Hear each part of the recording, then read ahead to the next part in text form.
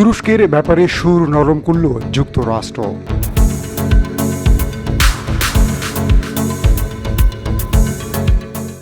ইয়েমেনে সৌদি জোটের বিমান হামলায় নিহত 218 জন।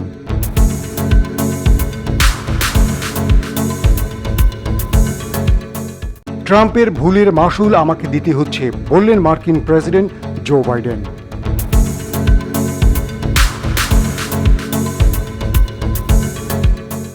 মরার আগ পর্যন্ত লড়াই করবেন বলে ঘোষণা দিয়েছে আফগান থেকে পালিয়ে যাওয়া প্রেসিডেন্ট আশরাফ ঘানি।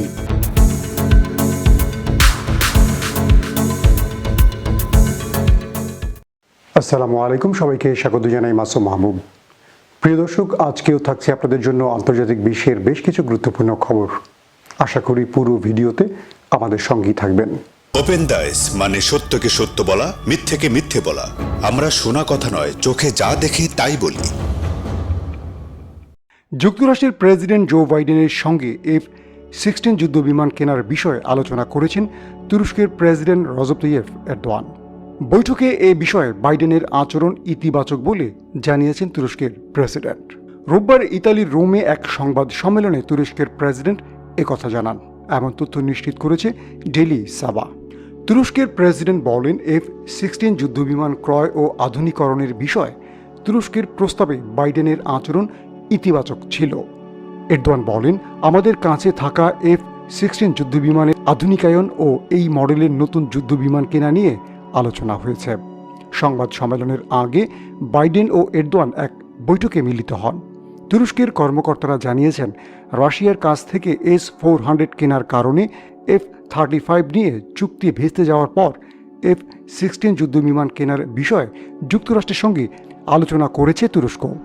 এরদোয়ান জানিয়েছেন, আঙ্কারা F-35 এর জন্য দেয়া $1.4 বিলিয়ন দিয়ে সস্তায় F-16 যুদ্ধবিমান কিনতে চায়। যুক্তরাষ্ট্রের এক কর্মকর্তা বলেন, F-35 এর ক্ষেত্রে যে সমস্যা হয়েছিল, F-16 যুদ্ধবিমান কেনার ক্ষেত্রেও একই সমস্যা হতে পারে। তাছাড়া যুক্তরাষ্ট্রের বিরোধিতা সত্ত্বেও তুরস্ক দ্বিতীয় দফা S-400 ক্ষেপণাস্ত্র প্রতিরক্ষা ব্যবস্থা কিনতে আগ্রহী।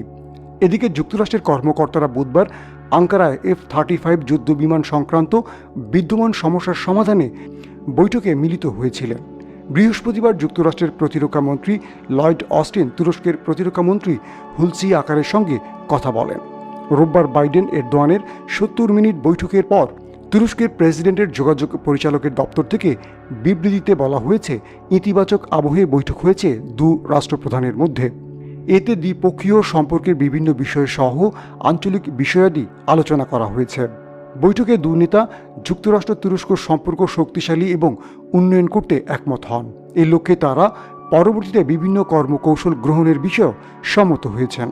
তুরস্কের পক্ষ থেকে বলা হয়েছে, বাইডেন তুরস্কের সঙ্গে নতুন করে সম্পর্ক গড়তে সুর নরম করেছেন। তুরস্কের প্রেসিডেন্ট রজব তাইয়্যিপ এরদোয়ান স্কটল্যান্ডের গ্লাসগোতে পরিবেশ বিষয়ক COP26 সম্মেলনে যাচ্ছেন না। তাকে যথাযথ নিরাপত্তা প্রোটোকল না দেয়ায় তিনি এ সফর বাতিল করেছেন। রোববার থেকে স্কটল্যান্ডে শুরু হয়েছে পরিবেশ বিষয়ক COP26 সম্মেলন।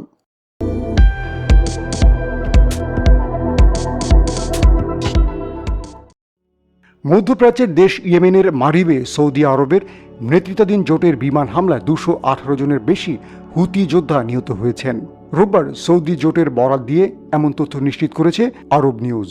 জোটের পক্ষ থেকে বলা হয়, বিমান হামলায় 24টি সামরিক যান ধ্বংস করা হয়েছে।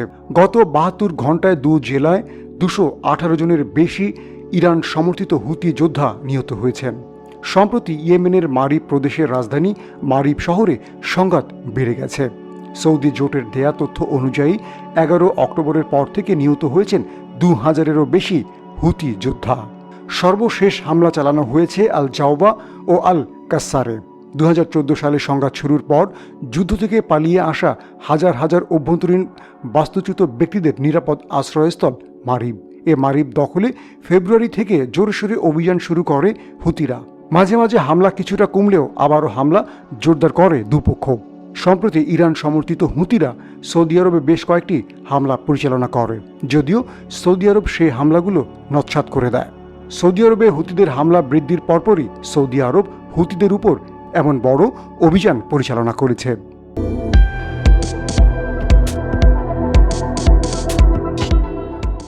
মার্কিন প্রেসিডেন্ট জো বাইডেন বলেছেন, ইরানের পরমাণু কর্মসূচি নিয়ে সৃষ্ট সমস্যার সমাধানের সেরা উপায় হচ্ছে কূটনীতি।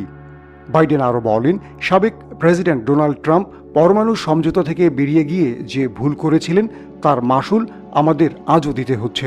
তিনি রোববার রাতে ইতালির রাজধানী রোমে G20 শীর্ষ সম্মেলনে দেয়া বক্তব্যে একথা বলেন। এর আগে শনিবার ব্রিটিশ প্রধানমন্ত্রী বরিস জনসন, ফরাসি প্রেসিডেন্ট ইমানুয়েল ম্যাক্রন ও জার্মান চ্যান্সেলর অ্যাঙ্গেলা মার্কেলের সঙ্গে ইরানের পরমাণু সমঝোতা নিয়ে বৈঠক করেন বাইডেন।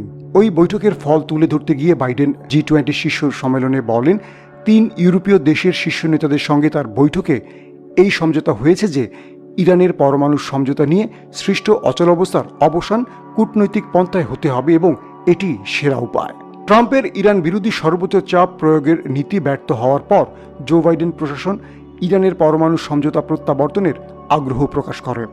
আমেরিকাকে এই সমঝোতায় ফিরিয়ে আনা এবং এটিকে আবার কার্যকর করার লক্ষ্যে এ পর্যন্ত অস্ট্রিয়ার রাজধানী ভিয়েনায় 6 দফা আলোচনা হয়েছে। ভিয়েনা সংলাপে সংশ্লিষ্ট সূত্রগুলো বলছে, 6 দফা আলোচনার উল্লেখযোগ্য অগ্রগতি হলেও এখনও গুরুত্বপূর্ণ কিছু ইস্যুতে মতপার্থক্য রয়ে গেছে। সাবেক প্রেসিডেন্ট ট্রাম্প পরমাণু সমঝোতা থেকে বেরিয়ে গিয়ে ইরানের ওপর যেসব নিষেধাজ্ঞা আরোপ করেছিলেন, বাইডেন প্রশাসন তার সবগুলো প্রত্যাহার করতে এখনও সম্মত হয়নি।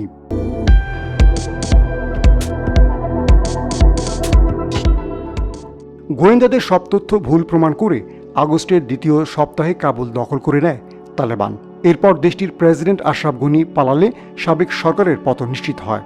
কিন্তু এই আশরাফ গনি মৃত্যুর আগ পর্যন্ত লড়াই করবেন বলে প্রতিশ্রুতি দিয়েছিলেন। যুক্তরাষ্ট্রের পররাষ্ট্রমন্ত্রী অ্যান্থনি ব্লিংকন রোববার বলেন, আফগানিস্তানের সাবেক প্রেসিডেন্ট আশরাফ গনি বলেছিলেন তিনি মৃত্যুর আগ পর্যন্ত লড়ে যাবেন, কিন্তু তালেবান কাবুলে আসার পর তিনি ঠিকই পালিয়ে গেছেন তালেবানের ভয়ে।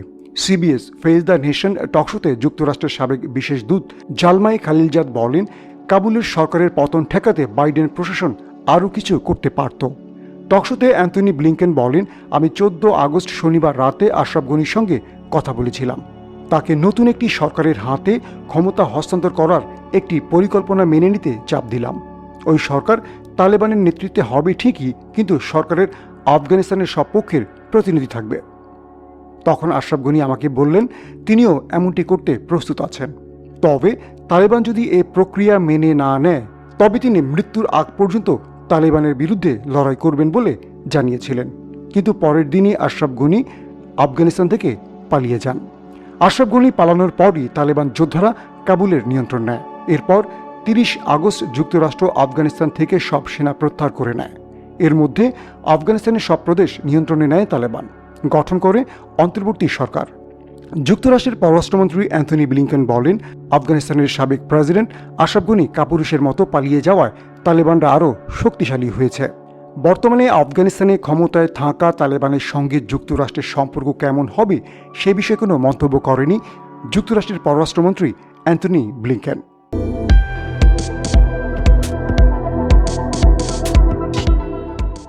প্রিয় দর্শক, ওপেন দাইস চায় সত্য সংবাদ এবং তথ্য নির্ভর সংবাদ আপনাদের কাছে পৌঁছে দিতে। আশা করব সবসময় ওপেন দাইসের সাথেই থাকবেন। প্রত্যেকে ভালো থাকবেন। আল্লাহ হাফেজ।